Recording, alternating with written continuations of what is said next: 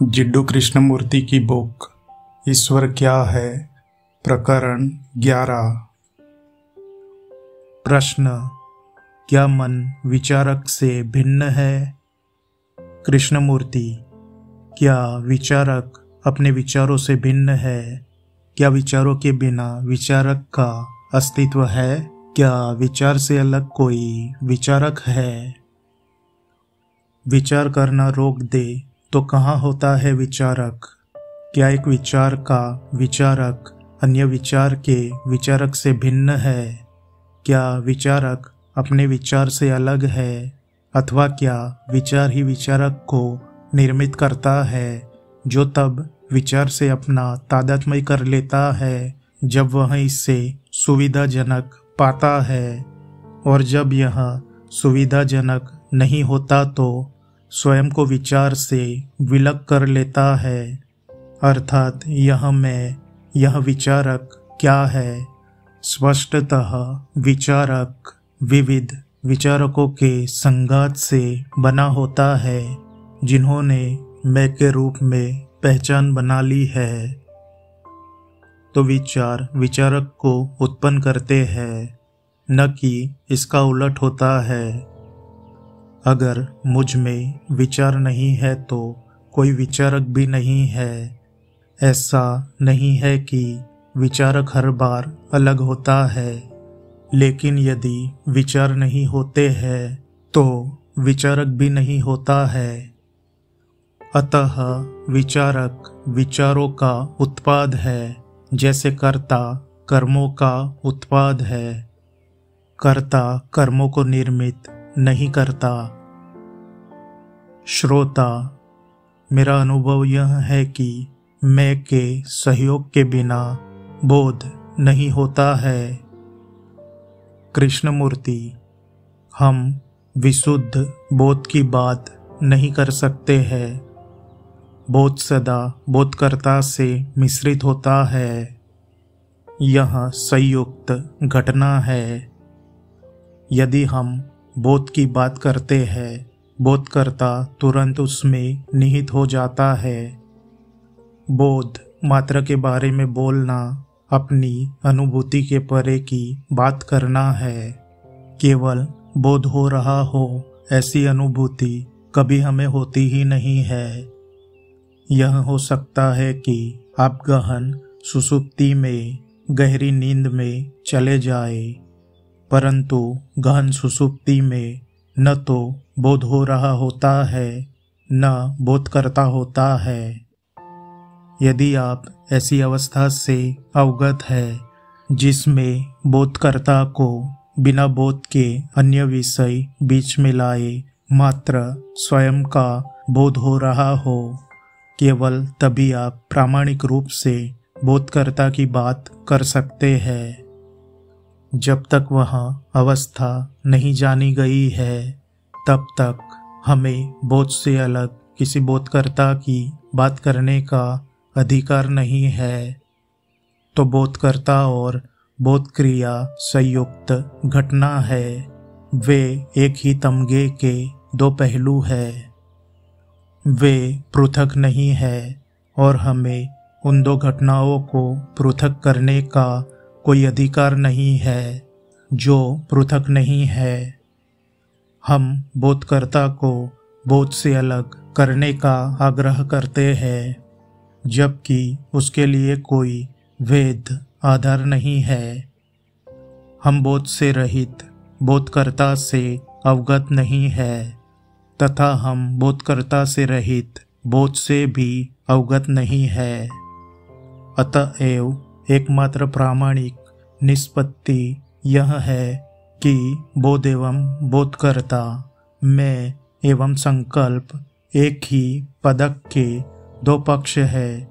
वे एक ही घटना के दो आयाम है, जो न तो बोध है न ही बोधकर्ता है, किंतु इसकी सम्यक परीक्षा गहन अवधान की अपेक्षा रखती है। श्रोता: यह चर्चा हमें कहाँ ले जाती है? कृष्णमूर्ति: सर, यह प्रश्न ईश्वर के अन्वेषण की समीक्षा के संदर्भ में उठा था। स्पष्टतः हम में से अधिकतर लोग यथार्थ के अनुभव के विषय में जानना चाहते हैं। निश्चित ही इसे तभी जाना जा सकता है जब अनुभवकर्ता अनुभव करना बंद कर दे, क्योंकि अनुभवकर्ता अनुभव की सृष्टि कर रहा है। यदि अनुभवकर्ता ही अनुभव को रच रहा है, तब वह ईश्वर रच तो लेगा, पर इसलिए वह ईश्वर नहीं होगा। क्या अनुभवकर्ता का अंत हो सकता है? यही इस प्रश्न का समग्र अभिप्राय है।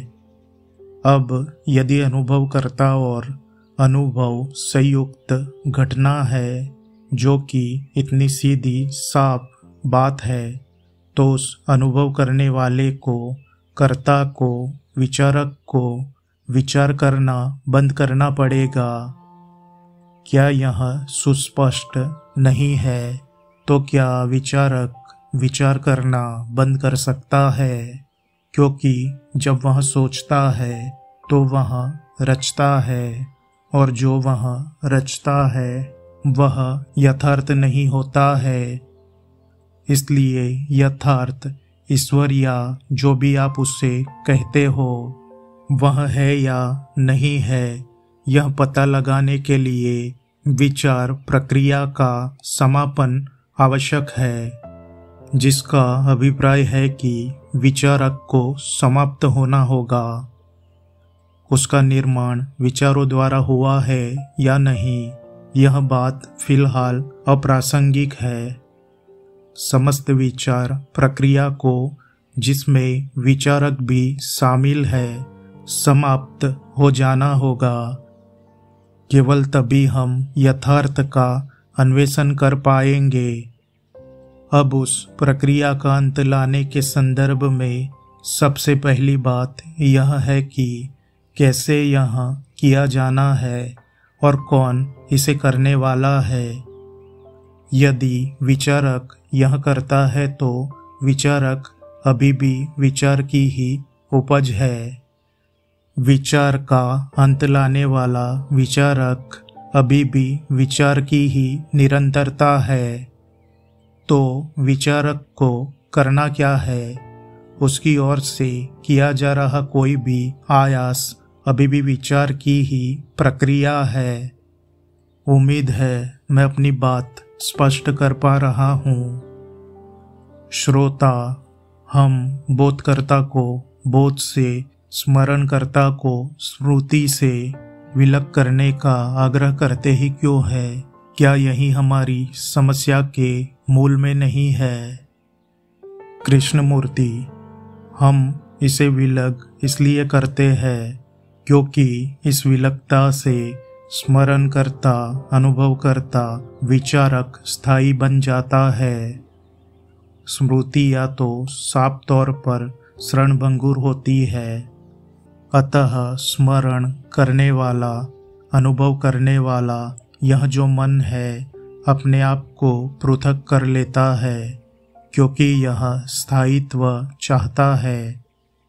वह मन जो किसी प्रयास में लगा है, होड़ में जुटा है, जो चुन रहा है, अनुशासित हो रहा है, निश्चित ही यथार्थ को नहीं पा सकता। क्योंकि जैसा कि हमने कहा है कि इस प्रयास के माध्यम से वह स्वयं का प्रक्षेपण करता है और इस प्रकार विचारक को बनाए रखता है। अब विचारक को उसके विचारों से मुक्त कैसे किया जाए, इस पर हम विमर्श कर रहे हैं। क्योंकि जो भी वह सोचता है वह अतीत का ही परिणाम होता है और इस तरह वह स्मृति के आधार पर ईश्वर की, सत्य की रचना कर लेता है, जो कि स्पष्ट ही सत्य नहीं है। दूसरे शब्दों में मन निरंतर ज्ञात से ज्ञात की ओर ही गतिमान होता है। जब स्मृति काम करती है तो मन सिर्फ ज्ञात के क्षेत्र में ही गति कर रहा है। जब स्मृति कार्यरत होती है तो मन केवल ज्ञात के क्षेत्र में गति कर सकता है, और जब यह ज्ञात के क्षेत्र में ही गति करता है रहता है तो यह अज्ञात को कभी नहीं जान सकता। अतः हमारी समस्या यह है कि मन को ज्ञात से मुक्त कैसे करें। स्वयं को ज्ञात से मुक्त करने हेतु कोई भी प्रयास हानिकारक है, क्योंकि यह भी ज्ञात का ही प्रयास है। अतः समस्त प्रयास का अवसान आवश्यक है। क्या आपने कभी निष्प्रयास रहकर देखा है? यदि मैं समझ जाता हूँ कि समस्त प्रयास व्यर्थ है, सारा प्रयास मन का ही, मैं का ही, विचारकर्ता का ही एक और प्रक्षेपण है, यदि मुझे इस सत्य का बोध हो जाता है तो क्या घटित होता है? यदि मैं साफ साफ देख लेता हूँ कि किसी बोतल के लेबल पर विष लिखा हुआ है तो मैं उसे वहीं छोड़ देता हूँ। उसकी ओर आकर्षित न होने के लिए मुझे कोई प्रयास नहीं करना पड़ता। ठीक उसी प्रकार से, और यही बात हमें सबसे कठिन लगती है, यदि मुझे यह स्पष्ट हो जाए कि मेरी ओर से किया जाने वाला कोई भी प्रयास श्रुतिकारी है, यदि मैं इसके सत्य को देख लेता हूँ तो प्रयास से मुक्त हो जाता हूँ। हमारी तरफ से किया जाने वाला कोई भी प्रयास हानिप्रद होता है, लेकिन हम इस बारे में सुनिश्चित नहीं है, क्योंकि हम कोई परिणाम चाहते हैं, कोई उपलब्धि चाहते हैं, और यही हमारी मुश्किल है। इसीलिए हम प्रयास पर प्रयास करते चले जाते हैं, परंतु ईश्वर, सत्य, कोई परिणाम, कोई फल, कोई साध्य नहीं है। निश्चित ही इसे ही हम तक आना होता है। हम इस तक नहीं जा सकते। यदि हम इस तक जाने का प्रयास करते हैं तो हम एक परिणाम, एक उपलब्धि ढूंढ रहे होते हैं। किंतु सत्य के आगमन हेतु मनुष्य को निष्क्रिय रूप से सजग होना होता है।